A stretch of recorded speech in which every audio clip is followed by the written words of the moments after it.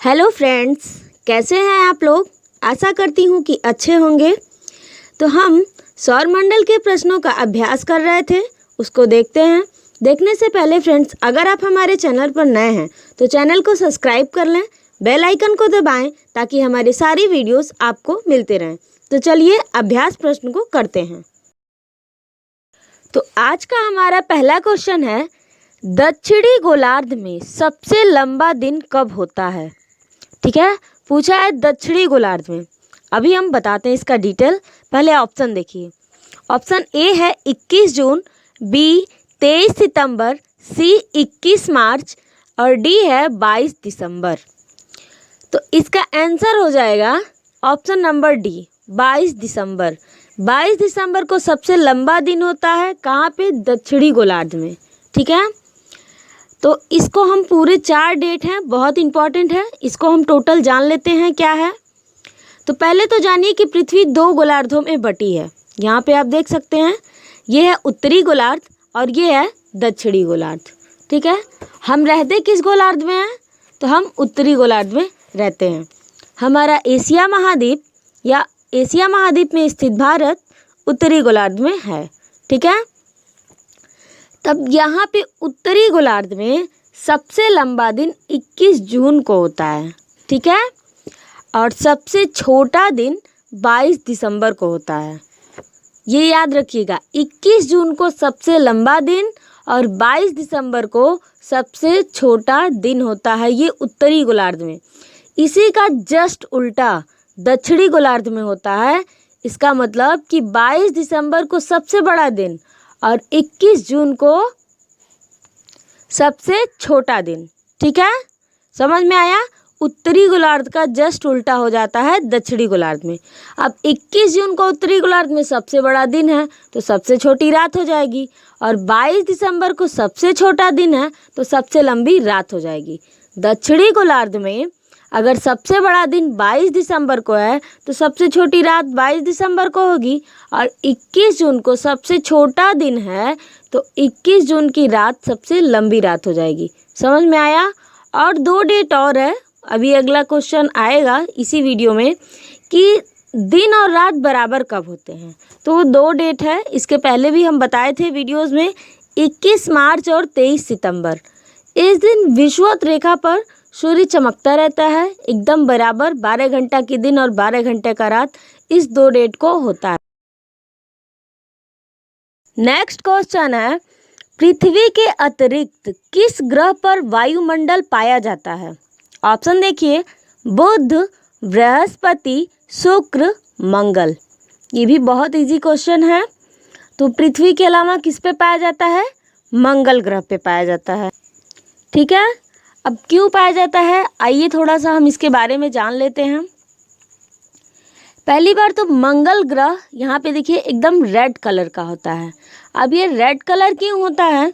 क्योंकि मंगल ग्रह पर आयरन ऑक्साइड या फेरिक ऑक्साइड की अधिकता मिलती है, जिसके कारण से यह लाल रंग का दिखाई पड़ता है। मंगल अपने अक्ष पर 25 डिग्री झुका है। ठीक है, लगभग पृथ्वी जितनी झुकी है। पृथ्वी कितनी झुकी है? पृथ्वी 23.5 डिग्री झुकी है अपने अक्ष पे। उसी तरह मंगल भी अपने अक्ष पे पृथ्वी के करीब लगभग 25 डिग्री झुका है, जिसके कारण यहाँ पर पृथ्वी के समान दिन और रात होते हैं और ऋतु परिवर्तन होता है। ठीक है, इसी कारण हम कह सकते हैं कि पृथ्वी के अलावा मंगल ग्रह पे भी वायुमंडल पाया जाता है।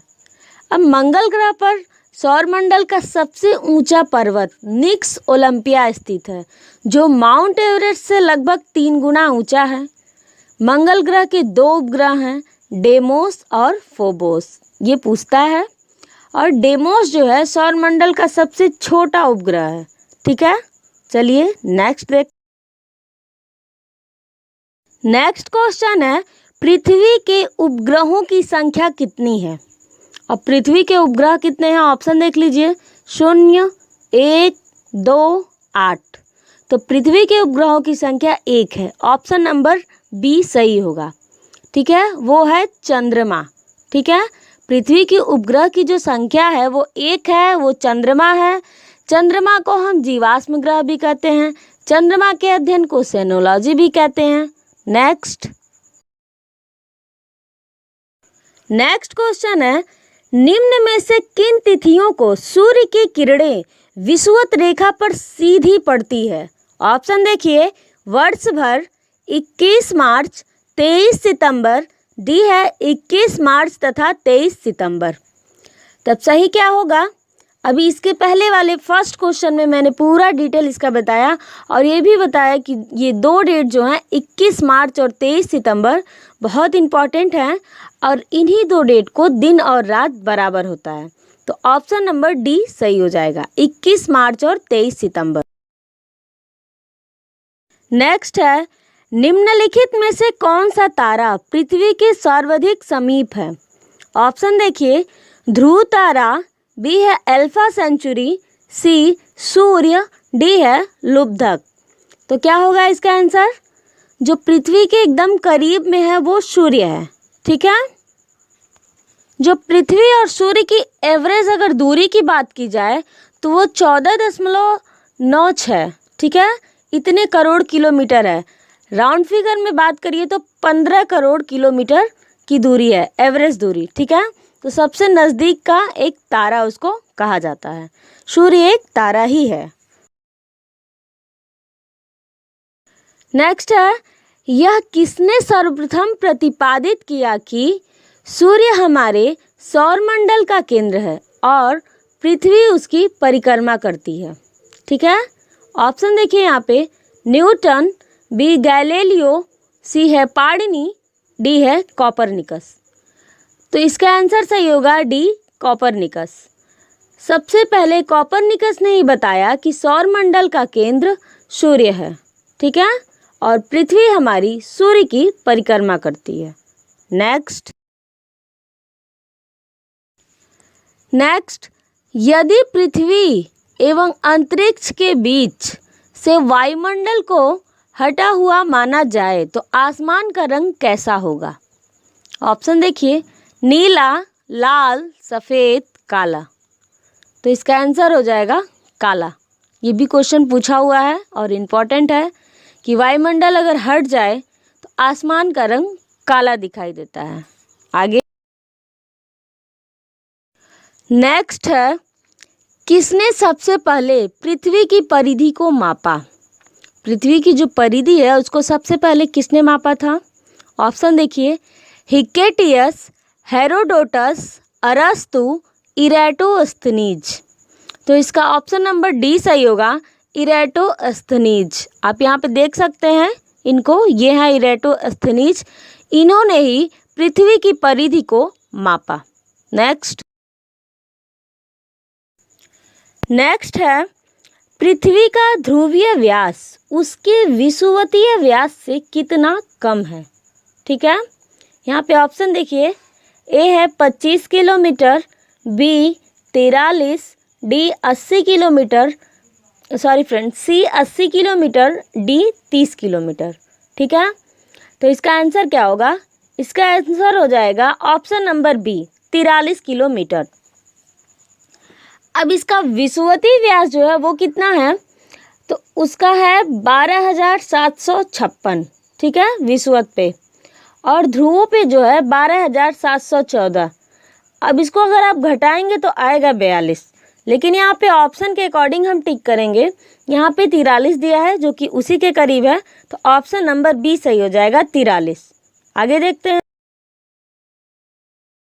नेक्स्ट क्वेश्चन है, पृथ्वी का विषुवतीय व्यास लगभग कितना है? ठीक है, यहाँ पे देखिए लगभग पूछा है, तो 12,700 kilometre, 12,750 kilometre, 12,650 kilometre, 12,600 kilometre.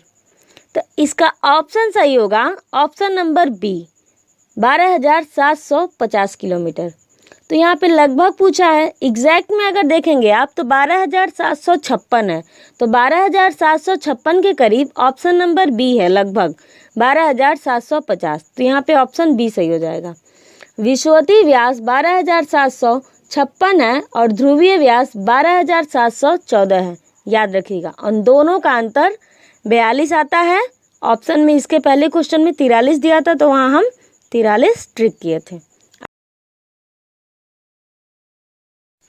Next है, पृथ्वी को उसके काल्पनिक अक्ष पर घूमने को क्या कहते हैं? परिभ्रमण, कक्षा, घूर्णन, इनमें से कोई नहीं। तो इसका आंसर क्या हो जाएगा? इसका आंसर होगा घूर्णन। पृथ्वी का जो काल्पनिक अक्ष पर घूमना होता है उसको हम घूर्णन कहते हैं। तो घूर्णन क्या होता है? घूर्णन जो पृथ्वी होती है ना, अपने अक्ष पर पश्चिम से पूर्व घूमती रहती है, उसी को हम घूर्णन कहते हैं। पृथ्वी की 2 गतियां हैं, उसको सुनिए ध्यान से। एक होता है घूर्णन, जो भी ऑप्शन सही था। ऑप्शन नंबर कौन सा सही था? ऑप्शन नंबर सी सही था, घूर्णन। और फिर एक होता है परिक्रमण। ठीक है, तो पहले जानते हैं घूर्णन के बारे में। घूर्णन को हम दैनिक गति भी कह सकते हैं, क्योंकि घूर्णन के कारण ही दिन और रात होता है।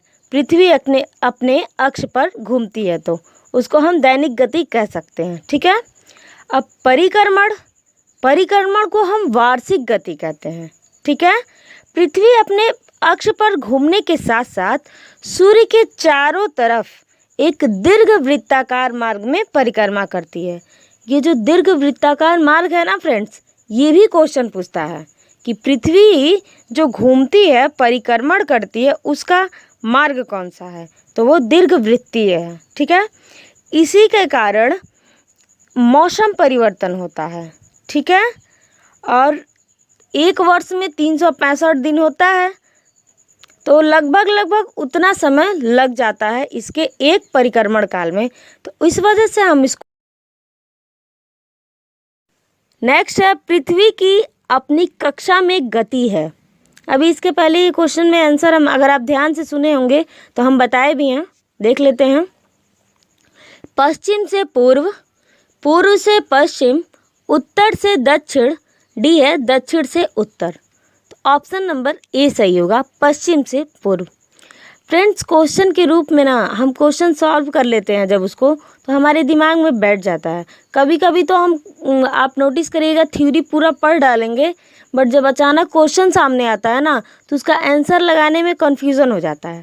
तो इसीलिए थ्योरी पढ़िए, उसको क्वेश्चन को करिए, और क्वेश्चन कई तरीके से पूछ सकता है। तो आप अक्सर देखते होंगे, एक क्वेश्चन हम बता रहे हैं, उसका आंसर उसमें बताते हैं, नेक्स्ट क्वेश्चन आ जाता है। तो क्वेश्चन के फॉर्म में जब एक बार पढ़ते हैं तो दिमाग में बैठ जाता है, इसीलिए क्वेश्चन सब लेते हैं। इजी रहता है वो भी, टफ रहता है वो भी। तो इसका आंसर ऑप्शन नंबर ए सही होगा।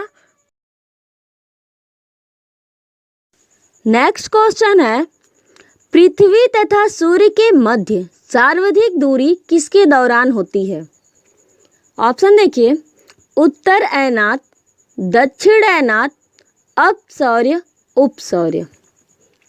ठीक है, तो इसका ऑप्शन क्या सही होगा? पूछा है कि दूरी, सर्वाधिक दूरी कब होगी, तो इसका आंसर सही हो जाएगा ऑप्शन नंबर सी, अपसौर्य। फ्रेंड्स, इसमें हमेशा कन्फ्यूज़न होता है कि अपसौर्य होगा कि उपसौर्य होगा, सर्वाधिक दूरी किस में होती है, सर्वाधिक नज़दीक कौन सा होगा। तो इसका एक छोटा सा ट्रिक है, ये देखिए, कहते हैं ना अप मतलब ऊपर, तो ऊपर यानी ज़्यादा दूरी है, दूरी ज़्यादा है तभी तो ऊपर है। तो अपसौर्य से हम याद रख सकते हैं कि जिसमें अप आए समझिए वो दूरी वाला है, और उप का अपने आप याद हो जाएगा, वो नज़दीक का है। तो अपसौर्य का मतलब दूरी होता है। ये कब होता है अपसौर्य? तो अपसौर्य को हम इंग्लिश में पहले जान लेते हैं, एपीहीलियन बोलते हैं इसको। ये इसके पहले वाली वीडियोस में भी हम बताए थे कि इसको इंग्लिश में क्या बोलते हैं। ये भी पूछता है कि अपसौर्य को इंग्लिश में क्या कहते हैं, मतलब ये नहीं पूछेगा कि इंग्लिश में उसको क्या कहते हैं, अपसौर्य की जगह एपीहीलियन ऑप्शन में दे देगा। ठीक है, तो अपसौर्य को ही एपीहीलियन कहते हैं। ये 4 जुलाई को होता है। फिर यहाँ पे देखिए ऑप्शन नंबर डी जो है उपसौर्य, ये निकटता को दर्शाता है, जब सूर्य पृथ्वी के नज़दीक रहता है, यानी 3 जनवरी को उपसौर्य होता है। इसको हम पेरीहीलियन कहते हैं। नेक्स्ट है, निम्न में से किसने पहली बार कहा कि पृथ्वी गोल है? अरिस्टोटल, कापरनिकस, स्ट्रैबो, इनमें से कोई नहीं। तो इसका आंसर क्या होगा? ऑप्शन नंबर ए सही हो जाएगा, अरिस्टोटल। फ्रेंड्स ये भी इम्पॉर्टेंट क्वेश्चन है, ये भी पूछा हुआ है आरआरबी एसएससी में, ठीक है। तो ऑप्शन नंबर ए सही होगा, अरिस्टोटल। पहली बार किसने कहा कि पृथ्वी गोल है? अरिस्टोटल है, सॉरी फ्रेंड्स, अरिस्टोटल ने कहा। लेकिन वास्तव में अगर देखा जाए तो पृथ्वी का आकार गोल नहीं है, ये जियोइड है, पृथ्व्याकार है, जिसको हम भूआब भी बोल सकते हैं। इसका मतलब होता है कि पृथ्वी ध्रुवों पर चपटी है और भूमध्य रेखा पर उभरी हुई है, ठीक है। नेक्स्ट एंड लास्ट क्वेश्चन है, पृथ्वी की धुरी है कैसी है? ऑप्शन नंबर ए देखिए, झुकी हुई, बी ऊर्ध्वाधर, सी क्षैतिज, डी है वक्री। तो ऑप्शन इसका कौन सा सही होगा? क्या है, पृथ्वी की धुरी कैसी है? ऊर्ध्वाधर है, क्षैतिज है, वक्री है, झुकी हुई है? तो ऑप्शन नंबर ए सही होगा, पृथ्वी अपनी धुरी पर झुकी हुई है। कितना झुकी है पृथ्वी अपने अक्ष से? तो 23.5 डिग्री झुकी हुई है। अगर समतल अक्ष से पृथ्वी को देखेंगे हम कि समतल अक्ष से पृथ्वी कितनी झुकी है, तो 66.5 डिग्री होगा। 66.5 अक्ष का कोण बनाती है, ठीक है। और अपने अक्ष से वो 23.5 डिग्री झुकी हुई है। तो फ्रेंड्स ये रहा प्रैक्टिस सेट का क्वेश्चन। आपको कैसा लगा कमेंट बॉक्स में ज़रूर बताइए। हमारे चैनल पर नए हैं तो चैनल को सब्सक्राइब करें, बेल आइकन को दबाएं ताकि हमारे सारे वीडियोस